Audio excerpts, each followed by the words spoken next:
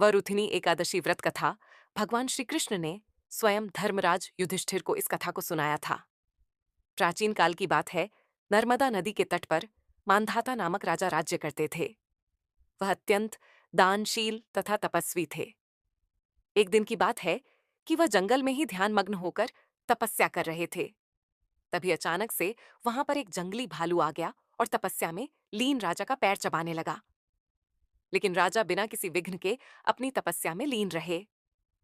कुछ देर बाद पैर चबाते चबाते जंगली भालू राजा को घसीटकर पास के जंगल में ले गया।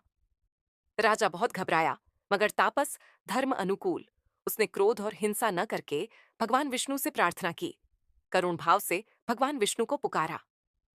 उसकी पुकार सुनकर भगवान श्रीहरि विष्णु प्रकट हुए और उन्होंने चक्र से भालू को मार डाला। राजा का पैर भालू पहले ही खा चुका था। इससे राजा बहुत ही शोकाकुल हुए। उन्हें दुखी देखकर भगवान विष्णु बोले, हे वत्स, शोक मत करो। तुम मथुरा जाओ और वृथिनी एकादशी का व्रत रखकर मेरी वराह अवतार मूर्ति की पूजा करो। उसके प्रभाव से पुण्य सुदृढ़ अंगों वाले हो जाओगे।